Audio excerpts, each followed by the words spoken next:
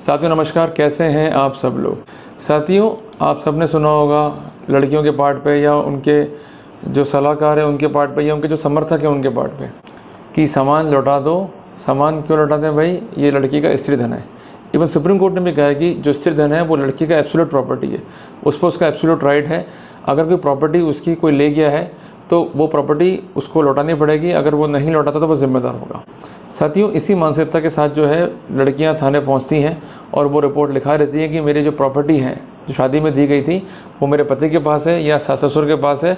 Ultimately ये लोग दहेज के लोभी हैं और इन्होंने मुझको मारा पीटा, घर से बाहर निकाल दिया और जो भी सामान मेरे माता पिता ने शादी में बढ़ चढ़ के दिया उसको जो है इन लोगों ने हड़प कर लिया। ये एक बेसिक स्टोरी है जो हर घर की मिलेगी आपको। क्लियर हो गया आपको? अब प्रॉब्लम है कि पुलिस आपको थाने बुलाती है, फिर आप पर दबाव जो है बनाती है कि भाई तू सामान लिया।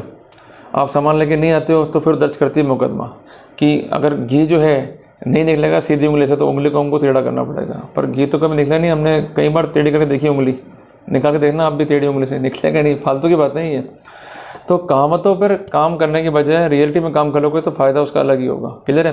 तो मेरा आपको बहुत छोटा सा निवेदन ये है कि लड़कियां अगर रिपोर्ट लिखा रही हैं, उस पर उनके पुलिस वाले कार्रवाई कर रहे हैं या जो उनके सलाहकार हैं कार्रवाई कर रहे हैं, तो उनसे आपको डील विद कैसे करना है और इंसेप्शन पे क्या तैयारी करनी पड़ेगी हमारे को, ताकि दिक्कत नहीं है। देखो, छोटी सी बात ये कि आप कब जागते हो? जब बहुत देर हो जाती है। आपकी एक कहावत भी है ना कि अब पछताए क्या हुआ, चुग गई चिड़िया खेत। क्लियर है? तो प्रॉब्लम ये है कि लड़की जो है पहुंच गई थाने पे, उसने जो है रिपोर्ट लिखा दी, आपको जो है हैरेस कर दिया और उसके बाद आप जा रहे हो वकीलों के पास में, उसका जवाब दे रहे हो। उनको उससे कोई मतलब नहीं है। वो सिंपल ही बात चाहते हैं कि लड़की का सामान है जो उसने झूठी लिस्ट बना के दी है उसकी रिकवरी पूरी कराते हुए। क्लियर है? अब आपने रिकवरी नहीं कराई तो आपको डराया जाएगा, धमकाया जाएगा, देख भैया तुझे गिरफ्तार कर लेंगे, देख भाई ये कर देंगे, देख भाई वो कर देंगे। मैं एक बात आपको समझाना चाहता हूँ। सबसे पहले आपके खिलाफ जब भी कोई एफआईआर है 498 आईपीसी में या 85 बीएनएस में, क्लियर है, तो उस सिनेरियो में आपको ये बात क्लियर होनी चाहिए कि इसमें जो दंड है वो है सिर्फ और सिर्फ 3 इयर्स का। जहां पनिशमेंट 3 साल तक का है वहां पर किसी भी सूरत में आपको गिरफ्तार नहीं किया जा सकता। अरनेश कुमार बनाम स्टेट ऑफ बिहार का बेसिक जजमेंट है। बट प्रॉब्लम ये आ रही है कि हमारा माइंड सेटअप ऐसा है ही नहीं। हम थाने जाते हैं, घबरा जाते हैं कि नहीं साहब मार डालेंगे, अरेस्ट कर लेंगे। फिर हम ढूंढते हैं विकल्प कि इनका जानकार कौन है, इसको हम कैसे मैनेज करें, कैसे इस तक अप्रोच करें और अल्टीमेटली हमको रिलीफ मिल जाए। देखो, जो गुरु है ना, जो आपका ज्ञान है वो है सर्वोत्तम, सर्वश्रेष्ठ। अगर आप मेहनती हैं, आप अभ्यासशील हैं और आप प्रयासशील हैं और आपके पास नॉलेज है तो कोई कुछ भी आपका नहीं बिगाड़ सकता। आप एग्जाम्पल देख लो, बड़े से बड़े राजा महाराजा हुए, पर जब भी डिसीजन लेने थे तो ऋषि जी आप बताइए या महेश्वरी जी आप बताइए, उनके दरबार में बाकायदा सीट थी। मैं भी रामाजी राव स्टूडियो में गया था, तो जैसे आप उसमें एंटर करोगे एक एरिया आता है, उसमें शायद शूटिंग वगैरह थी, अपने जो भगवान की बनती है पिक्चरें या भगवान के सीरियल बनते हैं उनकी। बाकायदा दरबार में पहला स्थान दिया गया ऋषि को राजा के बाद में कि भाई ऋषि बताएगा भाई कानून क्या है, वेद क्या है, नियम क्या है, कायदा क्या है, उसके अनुसार काम करना है राजा को। मतलब राजा भी धर्म ग्रंथ वेद पुराण से ऊपर नहीं है। बट हमारी प्रॉब्लम क्या है? नहीं साहब पुलिस है, हमको डंडा लगा देगी, हमको ये कर देगी, हमको वो कर देगी, मार डालेगी। ये बेकार की बातें दिमाग से निकालनी पड़ेगी पहले आपको। सबसे पहले आपको मैं बता रहा हूँ कि जहाँ पर आप खड़े होते हो ना, जिस जगह पुलिस थाने पर, वहाँ पहुँचने के जिम्मेदार आप खुद हो। अगर थोड़ी सी आपने समझदारी शुरुआत में दिखा ली होती तो वहाँ तक आप पहुँच ही नहीं पाते, पुलिस आपको हाथ ही नहीं लगा पाती। पर ट्रबल क्या है? लापरवाहियाँ और सेक्स करने की जल्दबाजियाँ। बस लड़की आ जावे, बस दिन भर सपना सजा के बैठे हैं भाई लड़की आ जावे, मज़ा आ जाएगा बैठ के। अरे भाई, चीज़ें अपनी जगह ठीक है, पर चीज़ों को यूज़ करने से पहले, स्थितियों को अपने वश में करने से पहले अगर उनका समाधान नहीं करा तो वो स्थितियाँ आपके लिए जो है घातक बन सकती है। आपको मैं एक छोटी सी बात समझाऊंगा शुरुआत करने से पहले कि एक बार कोई औरत थी, वो लिए ही घर में अजगर। क्लियर है? तो छोटा अजगर लाई, वो धीरे धीरे बड़ा होता गया। तो एक दिन ऐसा आया कि उस अजगर ने जो है खाना पीना बंद कर दिया। वो उसको लेके डॉक्टर के पास में दिखाया करा तो बोला बिल्कुल ठीक है जी बहन जी, फर्स्ट क्लास है जी, ले जाओ। वापस वो लिए ही, कभी वो उसके गर्दन में चढ़े, कभी कहाँ का चढ़े, भगवान जाने। तो अल्टीमेटली उसको लगा भाई ये मासूम है अजगर, तो ये इस तरह हरकतें करता होगा, समझ में नहीं आया उसको। तो एक दिन वो गई अपने फ्रेंड के पास में, मतलब 3-4 दिन के अंतराल में, कि भाई ऐसी ऐसी बात है, मेरा अजगर जो है ये ना खा रहा है ना पी रहा है और मतलब पता नहीं क्या क्या कर रहा है, भगवान जाने। तो उसके फ्रेंड ने कहा भाई वो कर कुछ नहीं रहा है, कांड कर देगा वो। तो बोले समझे नहीं, बोले वो तेरा नाप ले रहा है और तेरे को जो है वो निकल जाएगा। क्लियर है बात ये? तो ये स्थितियाँ जो हैं हमको एक एग्जाम्पल सिखाती हैं कि अगर हम अलर्ट नहीं हैं तो अजगर जो है हमको निगल जाएगा, और हम अगर अलर्ट हैं और सही टाइम पे सही सलाह मिल गई तो हम उस अजगर से बच सकते हैं। तो वही तो आज लाइफ में हो रहा है कि शादी आपने कर ली, फटाफट जो है मनाली सुहागरात, और लड़की जो है आपको फुल एंजॉयमेंट दे रही है 4, 5, 10, 20 दिन तक, और अल्टीमेटली उसके बाद वो रखती शर्तें कि मुझे मम्मी के साथ नहीं रहना है, मेरी निपती नहीं है, मेरे पे वो रेस्ट्रिक्शन लगाती है, और मुझे घर से अलग कर दो, अलग मकान ले दो। अगर उसकी कंडीशंस को फुलफिल नहीं करते हो तो वही लड़की जो है आपके खिलाफ झूठा मुकदमा दर्ज करती है, थाने पहुंच जाती है, या पीआर पहुंचकर गलत सलत रिपोर्टें जो है अपने पेरेंट्स को करती है। पर अगर हमने शादी के समय एक कॉन्सेप्ट दिमाग में रख लिया होता पुरुष धन का, तो हमको दिक्कत नहीं जो है पड़ती। मैं आपको इसलिए कह रहा हूँ कि बेसिकली लड़की को जो भी आर्टिकल शादी में मिल रहे हैं, चाहे उसके पीयर पक्ष वाले दे रहे हैं, चाहे आप दे रहे हो, डेफिनेटली इट इज़ अ स्त्री धन, और जैसे वो सामान उसको मिलेगा उसका एब्सोल्यूट राइट वहाँ पर क्रिएट हो जाएगा। पर जो सामान आपको मिला है वो तो उस पर भी अपना राइट जो है क्रिएट कर लेती है, क्योंकि अब लिखा पढ़ी होती नहीं है। तो पुलिस का कर्तव्य क्या होता है कि सारा का सारा सामान जो है रिकवर करो, और वो सामान जो है लड़की को दे दो। क्लियर है? तो आपको करना क्या है कि जब आप शादी कर रहे हो तो जो भी सामान आपको लड़की वाले देना चाहते हैं उनकी इच्छा से बतौर कस्टम, तो वो डाउरी नहीं है, ये दिमाग में सेट कर लो। और ये जो नाटकबाजी लोग करते हैं फालतू की कि वो दे रहे हैं उनको पैसा और वो आर्टिकल दे रहे हैं, उसमें निकालेंगे 100 रुपये पैसा छट लगाएंगे माथा के ऊपर से बोनी हो गई हो, और बाकी पैसा जो है लौटा देंगे। ये फालतू की चीज़ें मत करा करो भाई। जो कुछ दे रहे हैं आपको सम्मानपूर्वक आप लो, और दिक्कत हर्ज भी क्या भाई, लड़की का बाप दे रहा है अपने इच्छा से दे रहा है, प्रॉब्लम क्या आ रही है आपको? अब आप तो बस ऐसे हो गए कि नहीं साहब ये हो गया ना वो हो गया, लोग क्या बोलेंगे और ऐसा हो जाएगा वैसा हो जाएगा। मैं आपको बहुत क्लियर कट चीज़ कहना चाह रहा हूँ कि जो कुछ भी बतौर कस्टम दिया जा रहा है, जैसे आज मान लो हम भी जाते हैं शादियों में, लिफाफे दे के आते हैं, अच्छे खासे उसमें रुपए दे के आते हैं, तो ये क्या डाउरी दे के आ रहे हैं कि हम? कॉमन सेंस की बात समझो ना। अब हमारे घर में फंक्शन होते हैं, हम भी हमारे फ्रेंड को बुलाते हैं और वो हमें अच्छी गिफ्ट देते हैं, तो ये भी क्या डाउरी है क्या? कॉमन सेंस की बात है, ये तो उनकी खुशी है। खुशी में कोई एक्सटेंड नहीं होता है, खुशी 100 रुपये से भी हो सकती है, खुशी लाखों में हो सकती है, वो उनकी अपनी इच्छा है वो क्या देना चाह रहे हैं। पर चूंकि मामला सिर्फ फ्रेंडशिप का है या सिर्फ दोस्तों बजे का, वहाँ तो कोई लफड़ा नहीं है। पर जब मामला रिश्तेदारी में होता है तो वहाँ लफड़े क्या होते हैं बाद में, कि लड़की ने केस कर दिया जी, फिर वो आर्टिकल आपसे पुलिस रिकवर कर रही है और आप भाग रहे हो।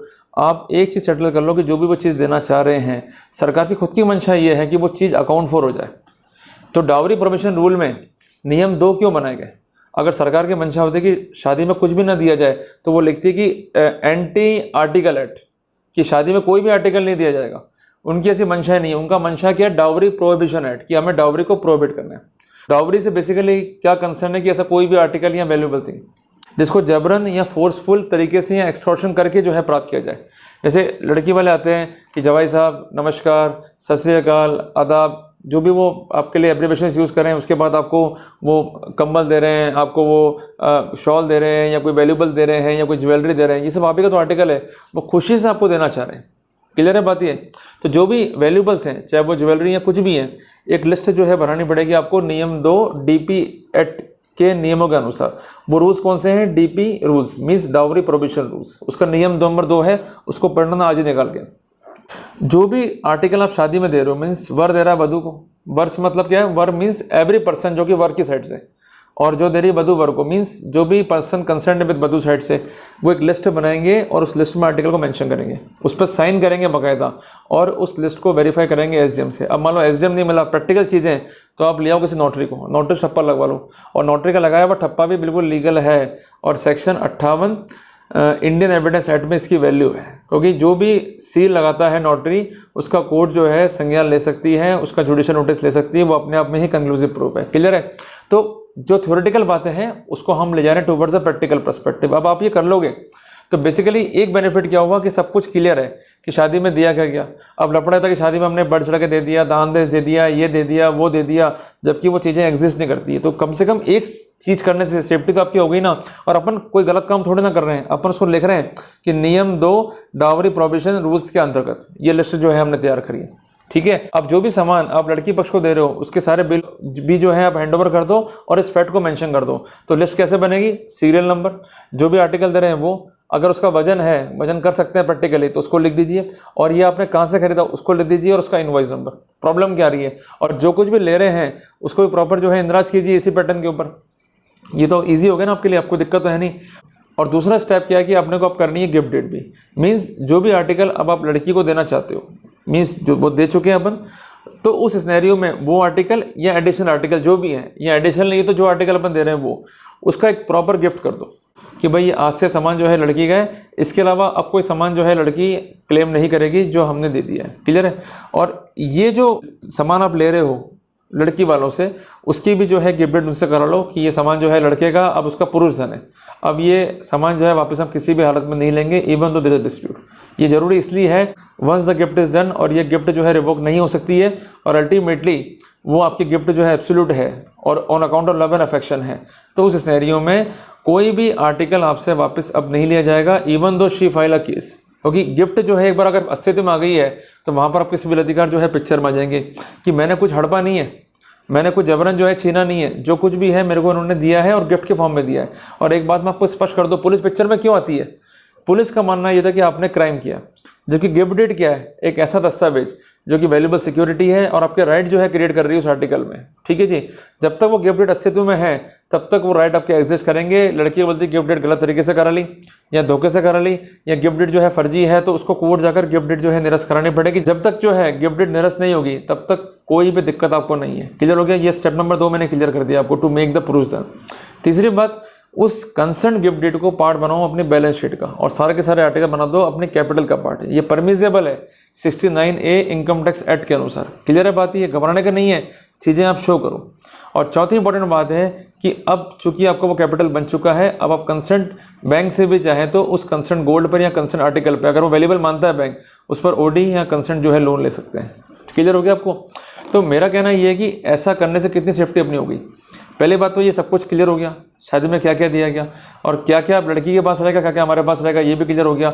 और जो हमारे पास है अब वो जाने वाला नहीं है, ये भी क्लियर हो गया। और चौथी बात, उस पर हम लोन भी ले सकते हैं, उसको अपना बैलेंस शीट का पार्ट भी बना सकते हैं और now it is are assessed. Clear हो गया आपको? तो कितना ईजी काम कर लिया आपने एक ही चीज़ से। तो भविष्य में दिक्कत ना हो तो कम से कम ये चीज़ जो है करके रखो।